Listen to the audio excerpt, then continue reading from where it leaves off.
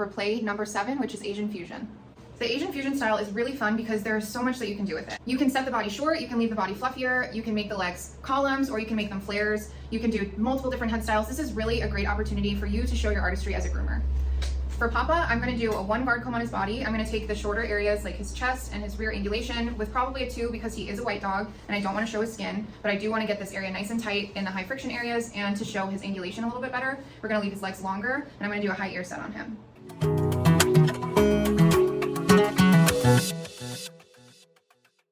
I'm going to start just below the occiput on the top of the neck. And I'm just going to clip her all the way down. I'm going to do a bevel tail on him. So I want to go clipper straight off the top line. I don't want to band this tail at the top. I want to leave a little bit of fluff up here so that his top line looks straight instead of following around the shape of his butt with my clippers. Just on the top.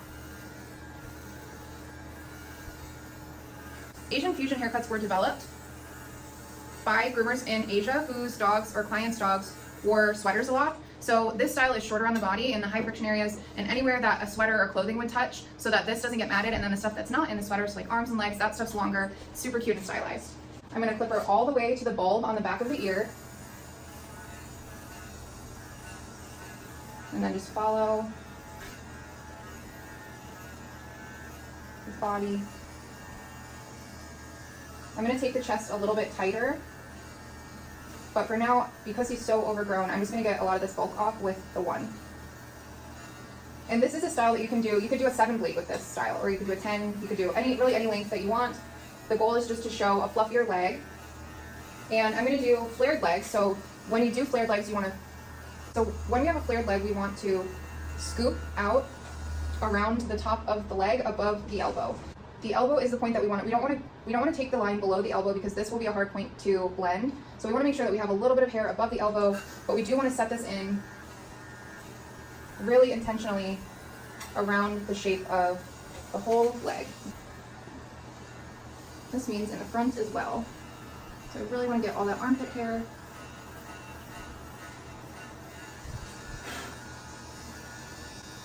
So you want tight, and then we're going to start to flare out. I'm just going to continue my clipper work. Even though Papa has a standout coat, we still want to move our clippers in the direction that the hair grows.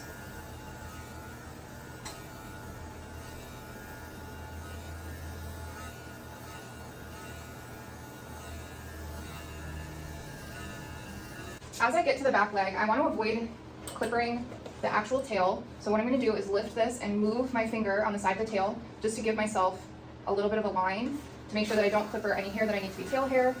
I'm just going to set that line in. And the line on this leg is sort of like a terrier. We're going to go down this thigh muscle. And I would not use full pressure here. I would use full, lighter pressure as you blend with your comb into the longer length of the lower leg. And we are going to leave a little bit of tuck up hair. That's why I'm avoiding this little area on the front of the leg right now. And when we leave a tuck up, this is a corrective grooming technique that gives the appearance of the dog's body being shorter. So when we shorten back here, up here, it makes the dog look more square. And when we leave a tuck up, it shortens the appearance of this area and makes the dog look more square and compact. The shortest point of the tuck up should be directly below the last rib. And it's just going to be a little curtain of hair. I don't need all of this bulk, but instead of underneath here, I'm following around the contour of his body. And in this area, I'm just going to go straight off instead of wrapping my clipper around.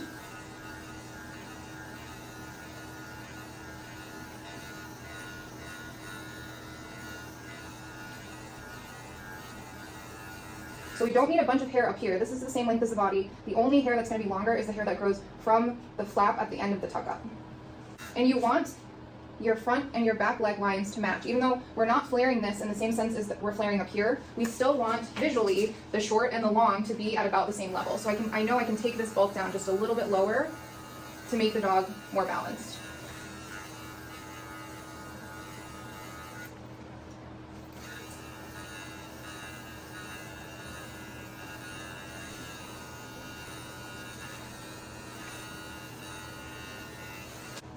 So now that I've set my longer length on the body, I'm gonna go ahead and switch to a 2-comb and take this area in the back of the back leg shorter and the belly and chest as well. So you can see a little bit more clearly on this side where he still has longer hair. This is gonna be the shorter area, and this will be the longer area. And we're taking it short right beneath the pin bone all the way to the bend in the back of the leg. So wherever your finger is gonna get smushed in between the hock and the thigh, this is gonna be your shortest point. So below the pin bone, all the way to that full bend. And then we just want to wrap it around the side just a little bit so that you can see the angulation from the back and the side. And I'm going to also clipper the underline with a 2. This is a super high friction area. This is going to make your haircut last longer. It's a difficult area for owners to brush, so they're not going to notice that this is one length shorter, but they are going to notice that their dog looks cuter and more balanced. I always recommend taking the underline a little bit tighter, but in general, you want the underline and the chest to hit the dog's elbow. So, and in the front of the dog, I want to take everything inside of this. This is the dog's shoulder muscle, and there's a cowlick. The hair on the neck grows in, the hair on the throat goes out. So within that line, that's where you're going to take your shorter length on your chest. In general, when I'm clippering on the chest, the dogs have a cowlick in this area, so I will lift the front leg and go inwards. And then lift this leg and clipper inwards. And this way, I'm still following the direction of the coat growth, and I'm not going to get a short spot from the dog's cowlick.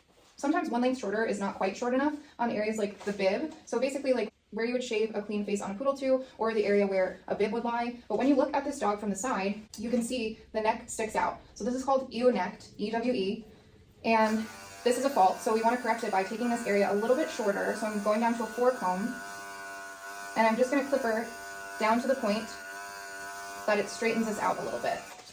And now, when you look from the side, it's a little bit less bulgy, and that's just a quick corrective grooming technique that you can do to help your dog's structure. Now that I've finished this clipper work, I'm going to move on to the legs and feet. I'm going to hand scissor these legs. You can definitely use a longer guard comb length. If you want a traditional Asian fusion style look, I would use like an E or a C guard comb, but I'm going to just show you how to scissor it. That's my preferred technique, but it might take you a bit to master it. So in order to do legs like this, I have to scissor the foot first because I need to be able to balance. When I'm looking at this leg, I have my reference point up here of the length that I need to transition into my foot. And I know that the length of my foot should always be beveled and round at the bottom. In general, I do not want any hair touching the table, so I start with what I know, which is how to shape the foot. And then I have my second point of what I know, which is that the body is clippered to a certain length. And then all that I have to do with my scissors is transition from short to foot. So on this style leg, the shape of the bell actually comes from this area. It doesn't come from, it comes from the side profile. I'm going to start with my foot. I already have my paw pads clean and my bevel is started from my clipper work on the pads. So now I'm going to lift the foot, and all the hair that hangs past the paw pad, I'm going to trim that. And I'm just going to trim it straight across with my curved shears. And now we're starting to get a nice lift in the back. My next step is to move to the front of the foot. So I do the front and the back and then the sides, and I cut them all straight lines so that it's more of a square, and then I take the edges off. I find where the nail is, and then I go at a 45-degree angle and scoop underneath and cut across the toe in a straight line. And then I move my shears at that same 45-degree angle and just trim the side straight back. And then I come from the back and trim straight forward towards the toe. I do not curve around because I don't want the shape of my shear to set my shape. I want to set my shape myself. If I let this curve set the shape, I might get a foot that's too narrow, and I want a foot that's a round, beveled foot. And if I trim the sides of the foot first, I might end up with a shape that's too narrow. That's why I like to do the back first, because I've already started to set that with my clipper work on the pads, and I know I want the front of the foot to go about as short as the front nail without exposing it. So then, when you look from the front, this is what you get. And you don't have to finish the foot 100%, you just want to give yourself a good point of reference. My next point when scissoring the leg is going to be the tuck up, because this should be one continuous line. So I want to take my shears, and this is a time that I would want to use the shape of the curve to set the shape of this tuck up. I know that the front is going to be my shortest point, and I want a half moon shape into the front of the leg.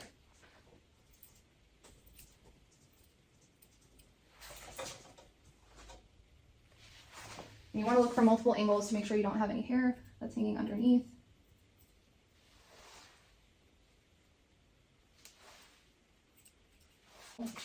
I have a tuck up. And I'm just going to show you guys what it would look like if I took this off. So if I didn't have a tuck up, you can see the line of the leg appears to be further back. And when I leave this hair, it moves this line forward. Now that I have my foot shaped, I can start working on the leg. So I have a great reference point up here. This is really where I usually start trimming my leg. And I focus on the outside, inside, back, and then front. And you can use straights, chunkers, thinners, whatever you want, whatever you're comfortable with. You want to make sure when you're looking for your line that the dog's leg is in a natural position. And this I still want to be parallel. Like I said, the shape of the flare or the bell bottom comes from the front and the back. This I still want a parallel line. So what I'm going to do is just take my straights and follow my length from the top of the leg down to the foot, and I'm just focusing on the side of the dog.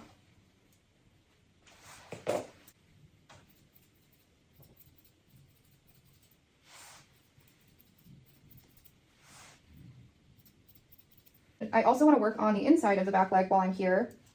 And when I'm looking at a scissored leg that's not clippered or guard combed, in general, instead of having a straight line down the middle of the leg and having 50% of the hair here and 50% of the hair here, I usually want about 2/3 of the hair on the outside of the leg and about 1/3 of hair on the inside. So because I don't have as much control or as good of a view, I'm going to switch from my straights to my chunkers as I scissor the inside of this leg. And I'm just focusing on making a parallel line. And I'm trying to scissor in the same direction as the coat grows. This is super important to do on a wavy or a drop coat. It's less important on a standout coat, but it's still a good practice to keep in mind. And I'm just going to keep working until I have parallel lines.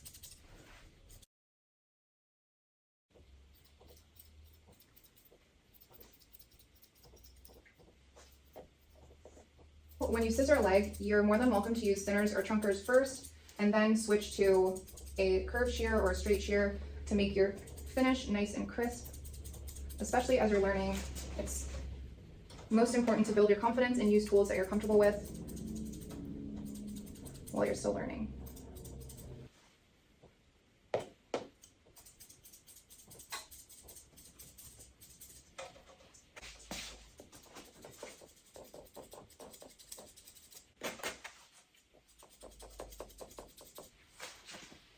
Once you're happy with your profile and you have beautiful parallel lines, you can focus on the back of the leg, and you want to make sure that the dog's leg is stacked when you're looking at this shape, which means the toe is underneath the hip. Dogs do not typically grow hair on their hocks as fast as other areas of the body, so usually you don't need to take as much or sometimes even any hair length off of the hock area. I'm not going to take very much at all. I'm just going to trim off these wispy edges, because this is where a lot of my shape is going to be coming from. This transition from the swoop into the let down hawk.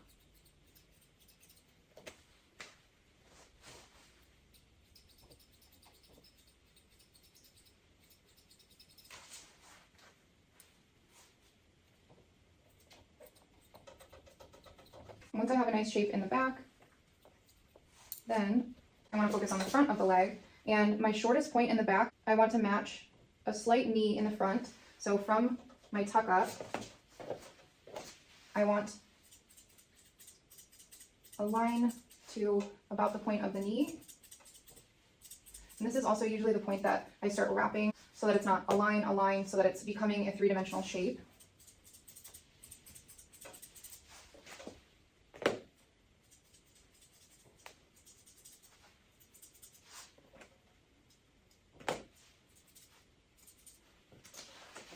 And once we get to that knee point, you can set in your knee slightly. And it's just a suggestion of a knee. It's not meant to be a really exaggerated dip. We just want a little bit of angulation and curvature in that leg so that it's not just super straight. And you want to go straight down from the knee into the toe. And that's why sometimes I wait to finish trimming trimming the front of the foot until I have this line set in.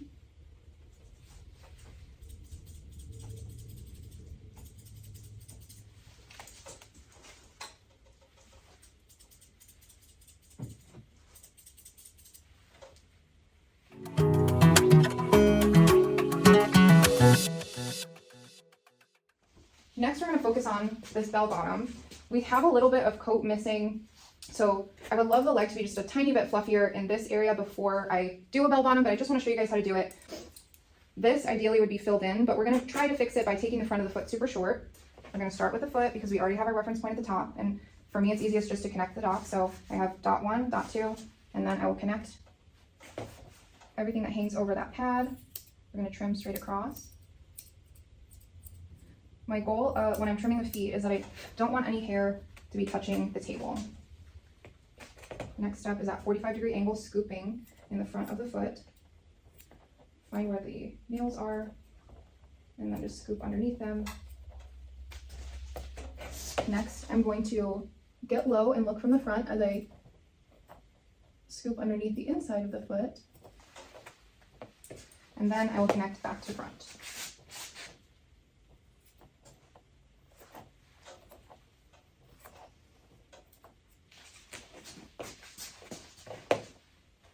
And just because I'm trimming so that nothing is touching the ground, it doesn't mean that I'm trimming the foot short.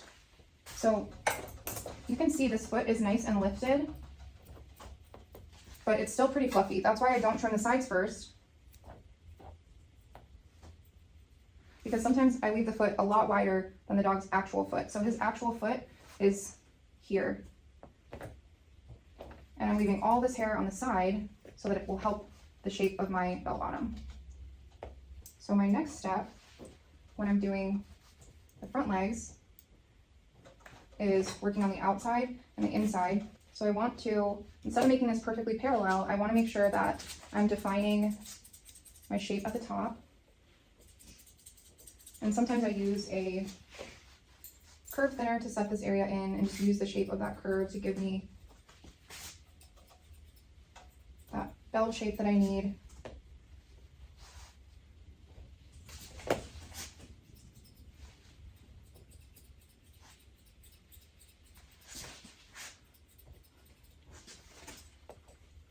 But what I do want to be parallel is from after my dip in the front, then I want this line to go straight down to the toe. Which is why earlier I mentioned we might need a little bit more hair there, but we'll see how it turns out. After I've cleaned up the top, I'm going to continue down the side. So this will be my next line, down the side of the leg, all the way to the foot. And the front legs are a little short, so I'm not focusing as much on taking length off as I am just changing the shape a little bit.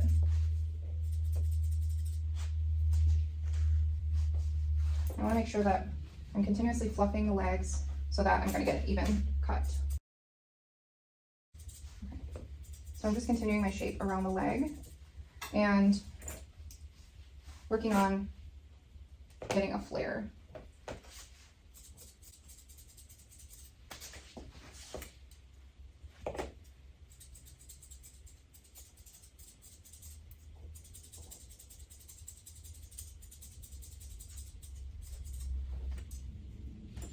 You can see my shape is starting to get a little bit rounded, but I still have a lot of fluff on the inside of this front leg. And sometimes I try to scissor the leg as much as possible in a natural position, but sometimes it's hard to get your arm or your hand in an angle that is comfortable to scissor.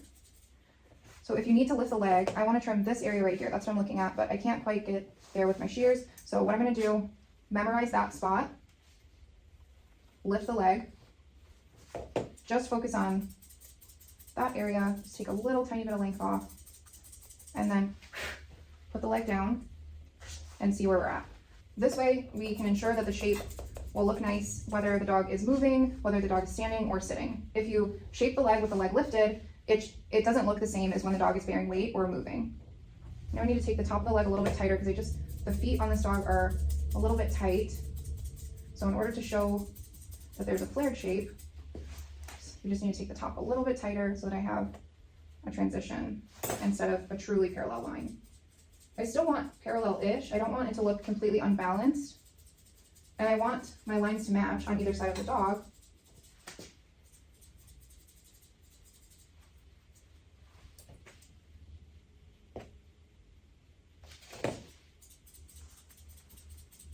But I don't just want the bottom of the leg to look like a blob.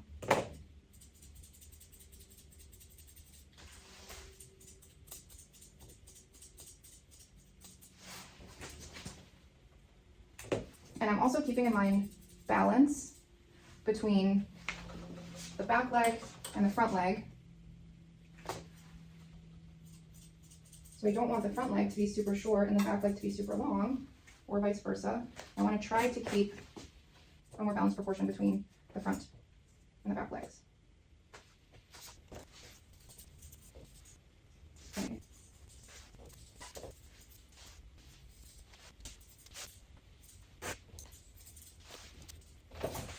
And I just want to make sure I'm checking the leg from all angles, because it is a three-dimensional object.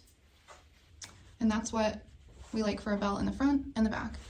Something to remember when you're hand scissoring legs is to compare your lengths on either side. Look from the front, look from the back to make sure that each leg is the same size and shape. Another thing to keep in mind is even if you want a fluffier leg, you don't necessarily want a ton of coat. A good rule of thumb is if you can move the dog's leg and see a lot of hair flopping around, you can probably take more length off. And that's because when the dog is walking, we don't want to see hair bouncing up and down. That takes away from the dog's movement and gait. And we always want them to look elegant and look like they're able to freely move when they're walking.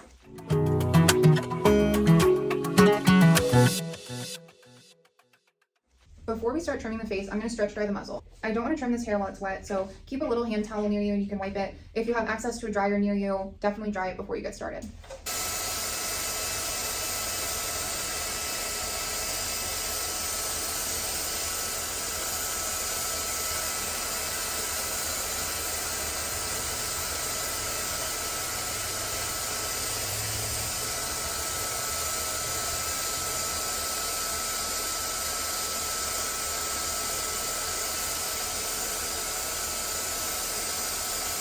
Because Papa's mouth tends to get wet really quickly, I just dried it and I'm going to trim right in front of his nose before he gets this area wet again. We always want to trim hair that's dry so that we get an even finish. When you're trimming hairs that are wet, they're not all the same length, they're not necessarily laying in the direction that you want them to. So right now I'm just trimming the lip line from the corner of the nose, and this is going to be one of my reference points for the face. And this way, I know that those hairs are cut evenly before he gets them wet. I'm going to do a high ear set on Papa today, so I am going to clipper comb on the top of his head, but he has so much hair, I'm just going to take some down really quickly with shears so that when I use the clip comb, I'm sure that all of the hair is laying in its natural position and I don't accidentally get a short spot.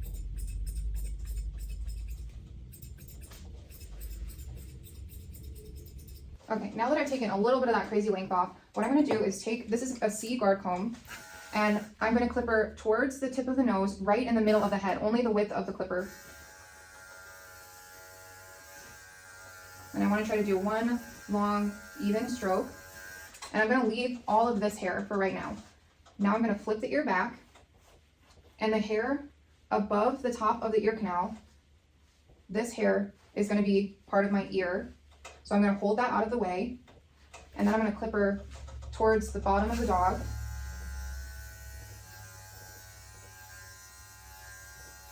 And I'm going to repeat the same thing on the other side, pulling that ear hair out of the way, and then clipper towards the table.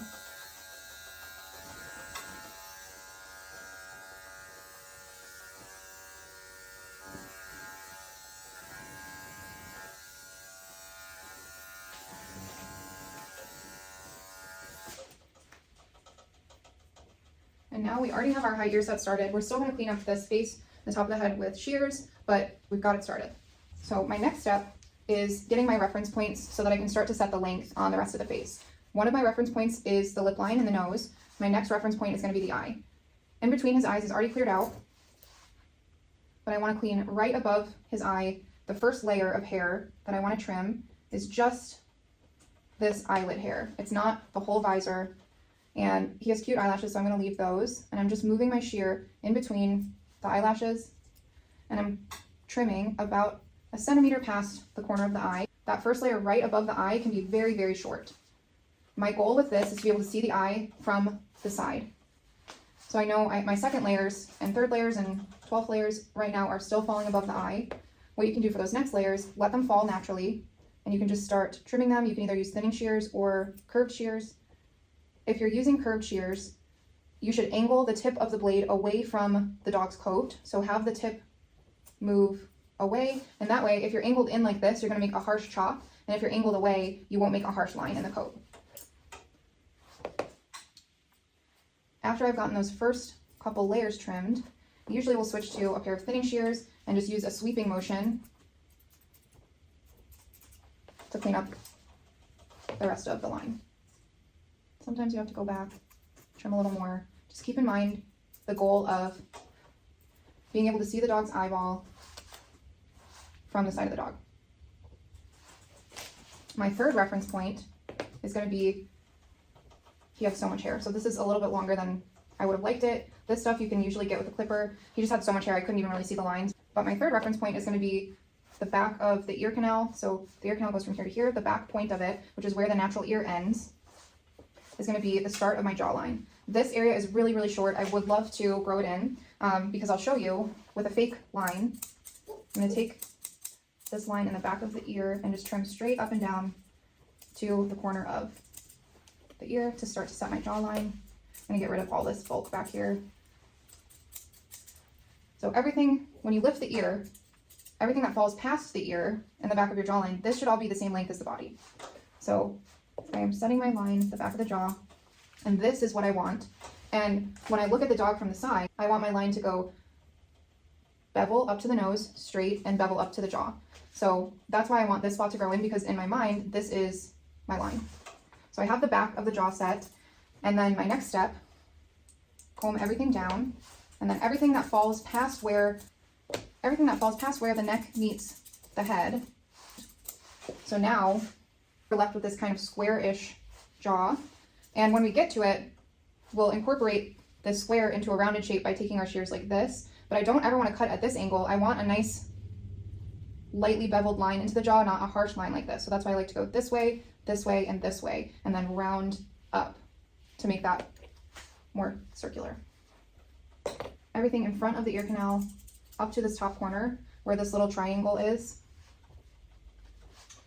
All this stuff we want to be ear hair around this triangle in the top corner of the ear canal, because if I take this hair out, this needs to grow, but when you trim this hair, when you look at the dog from the front, you can see right into their ear canal. When we grow this piece, then we can have a nice full round ear from the front, the back, but when we take it out, it makes this part flat.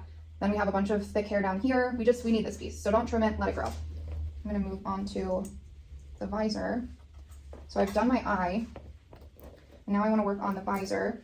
And the visor hair that you're gonna pull forward is from the corner of the eye to the corner of the eye. Do not comb all the hair from the top of the head forward, it's just this area.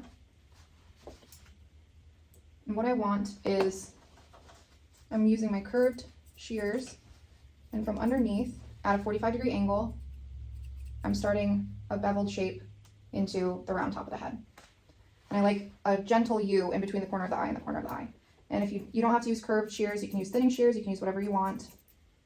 It also depends what shears that I use, depends on the coat type as well. And then once I have that set in, I take my thinning shears in that windshield wiper motion and start blending back. For the other side of the face, because I want to use the same angle of my shears here and here, I go from the side instead of the front. So I stand on the side of the dog instead of in front of the dog, so I can use the same shear angle here and here instead of going down this way. When you're trimming the jawline, it's best to have the dog standing or in a natural position so that you don't make an incorrect angle at this spot. Okay, so my next focus after the eyes are set, my next focus is going to be on this line. And how it looks back here is pretty neat. I would like a little more hair right in this area, but what I need to do now is to continue this line forward to the muzzle. And I just dried his nose again, so I'm just keeping a wipe so that it won't be wet when we get there. And I'm going to take a pair of thinners at a 45-degree angle and cut towards the jaw. And why it's important to cut at a 45-degree angle is because, so I don't want this and I don't want this. I want it in between. And it's important to cut in that 45-degree angle because we're setting this shape up for success. So we want a really lifted, really round muzzle. And when we trim in this position, we're trimming the bottom hairs shorter and leaving volume and fullness on the top so that the shape naturally supports itself without using hairspray or product. And as it grows in, the short hairs are still able to support the weight of the hair on top. That's why we want to always cut in that 45-degree angle. And you'll be able to see in just a second that it helps our shape a ton. And right now I'm just focusing on the length. I'm not worried about any of this stuff up here. You can see how much rounder and more lifted it is compared to this. So when we don't cut at this angle, see how the chin is super, super short. This hair is growing down, it's getting droopy, and it's making his face look like it hasn't been groomed in a long time. But I think it was groomed like 2 weeks ago, but I don't know if the groomer who worked on it used this technique of cutting at a 45-degree angle. So just make sure that you do that, and it's gonna make your haircuts last longer. After I've set the length, if he had a lot of hair here, I would be following this line all the way back, and then you can start wrapping this shape in, avoiding the ear, wrapping this shape in to the side of the face. And we're still avoiding the ear. And I'm not focusing on making round shapes. I'm focusing on making, I want a straight line here, a straight line here, and then I'm gonna round it up here and up here and up here and up here, but I'm just focusing on, so when you look from the top,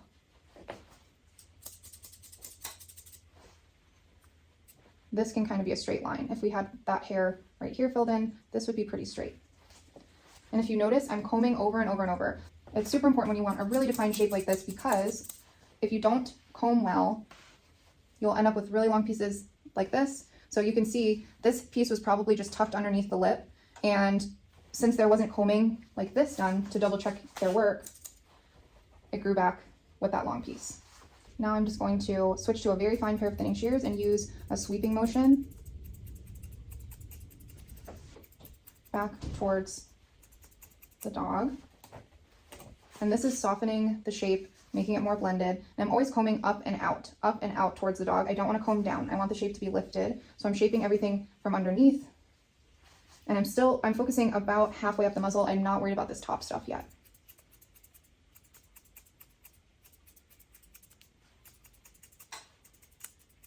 And all that I'm doing is blending and softening. I'm not changing the shape, I'm just perfecting. And then when we're ready for the top of the muzzle, we can take a pair of curved shears and we want to go straight across the top. We're going to go straight across the top and then just lightly, lightly, lightly trim out those little wispy hairs until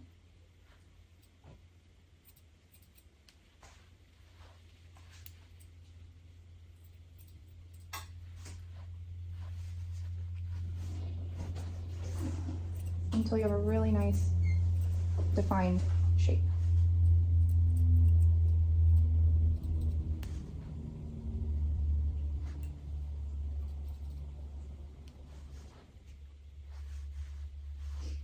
When I look from the side, I can see that his chin is just a tiny bit long, so I'm just going to trim that. This stuff just has to grow. So if there's any wispy edges, I'm going to take them off, but I want this to grow in a bit. And now I can continue my line up to the front of the ear. The reason that I want to do a straight line here, even though I'm eventually going to have a round head, is because I don't want to make this angle too harsh. I need to set the length on the top of the head before I know how round or narrow to make this spot. So now what I'm going to do is I'm still avoiding the ear area. We're just focusing on the head. So I'm going to focus on everything outside of this. So we'll go to the middle and I'm going to take curved chunkers and I'm setting the length in the middle of the head. All that I'm doing is cleaning up the length that I set with my clipper earlier and making sure that the areas that are short are blended. And I want to look at this shape from the side and make sure that it's a nice, round, pretty shape. So I usually do the middle section and then this is first, and then my second layer is right here. And for now, I'm only going to take that second layer, just using the shape of my curved thinners to set the shape of that head. So now I'm only going to that spot where we started to grow the ear hair. I'm going to have to change that line later and just make it more defined, but I'm pretty happy with how this half of the face is looking. So I won't be able to 100% finish the face until I'm done with the ears. So we're going to move on to ears, and then we'll come back and we'll just put the finishing touches on the face after we do the ears. So with a high ear set, you want to look at the shape of the ear from the side and really get clear about the top of the ear and what is ear, what is head hair, what you need to save, and what you don't. So when I lift up the ear, I want to put a defined line, not shorter than the rest of the head, but just a really clear line of what is head hair and what is ear hair. Having that definition makes your haircut seem intentional instead of just having it look like maybe you forgot to trim something. So I have this line in the front, so you can see my line is starting, and then I want to look at the dog's head from the top and carve in a line on the top as well. And again, this line is not shorter than the rest of the head. It's not a divot. It's just having short hair and long hair with no transition. So now you can look from the front and see we're having definition of the ear, and you want to continue that line around the back of the ear as well. So now we have a clear ear. This also helps you look at your shape from the side and see this hole here. This is why we need to grow that piece of hair in the front of the ear. So I probably will have to take some of this out, even though it's going to expose the ear canal a little bit more, only because it'll make that hole more noticeable. So now I'm going to go back to the front after looking at my shape from the side. I'm going to take a little bit more of that hair out. And I'm just bringing that to the same length as the rest of the head. And eventually I might want to move that line forward just a little bit. And again, we'll look at the shape from the top and just make sure that it's defined.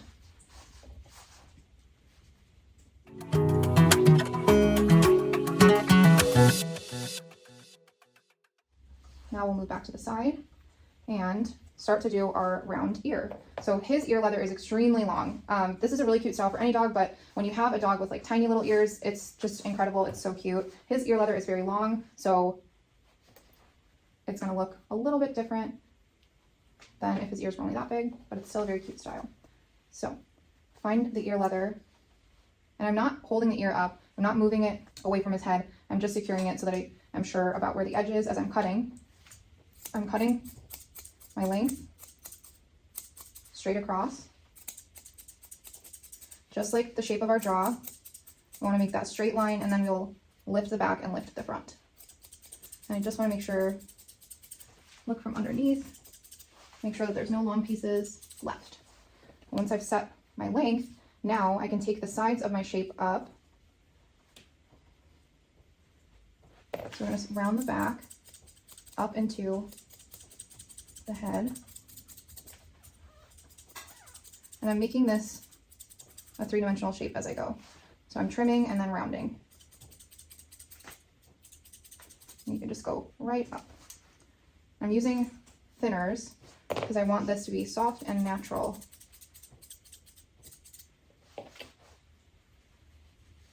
And I want to look from behind to make sure that there's no long pieces. I try my best not to move the ear in any unnatural position because I want this haircut and this ear to look good when the dog is just sitting, lounging, looking at its owner. And that is the reason that I don't want to lift and trim like this. But I will just lightly round those edges on the inside of the ear so that when I look at the ear from the front, it is beveled on either side. Now I just have the front to round, and my length will be good. I'm just going from the back side of the ear. Sometimes I do have to lift the ear to get this edge. I'm still trying to keep it close to natural, but I also just memorize the spot that I want to trim, tilt it back, trim some, and then return it to the natural position.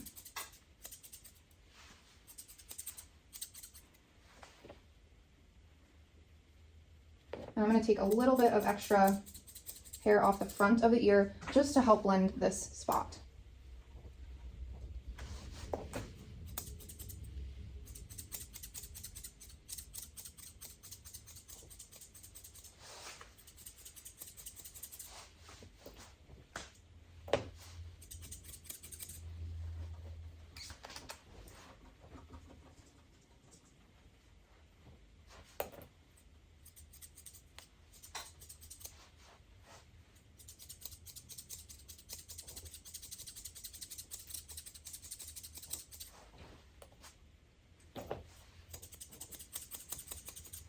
when you're happy with your shape from the side and you have this craziness in the front, you want to take a fine comb and fluff this hair. I'm going to use curved thinners for this just because using that shape is easier. It's already the shape that I want for the ear. And I'm just going to slightly shape the outside of the ear.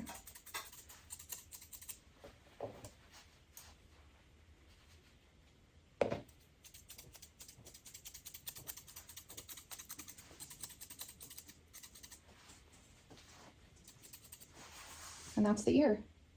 After your ear is shaped, then you can just finish the top of the head with curved shears, making your finish crisp and beautiful. You just want to make sure the back of the head transitions well into the length of the body.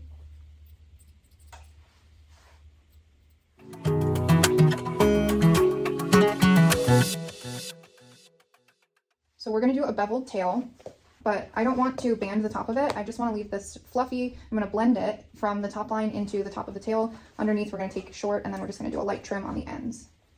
So with a comb, I'm going to fluff this hair. I don't want the tail to be wider than the natural tail set. So this is where the tail naturally is. I want to make sure that it's not wider than that, fluffing it. And then I'm just going to take my chunkers and blend the top and just start to take this down.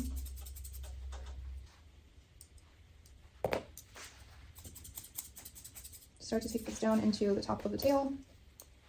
We have long pieces. We're just going to tuck those in and lightly edge the outside. So that's what we like for the top of the tail. You just want to make sure that the base where you go from body into tail is an intentional shape, that it's not crooked. It doesn't have to be a really crisp line, but you just want to make sure that the shape matches on both sides. I'm just going to blend a bit at the top, blend a little bit on the outside. I just want to work on blending. I would like to grow the top of this tail in, so I don't want to take it too short, but I want to make sure that there's no really obvious discrepancies in length. And as we go down the tail, we want to just trim less. After I have that area on the top neatened, I'm going to flip the tail up and trim all this stuff underneath here, anything that would hang down and cover his butt or get in the way of seeing this rear angulation. We just want to move that. Now what we're left with is this flowy, pretty stuff. I don't want to take any length off, but I just want to get these ends off. So I'm going to take a curved shear and just lightly tip.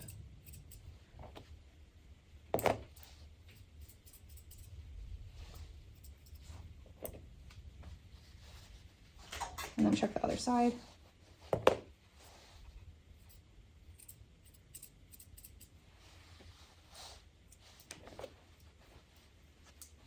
And there you have it.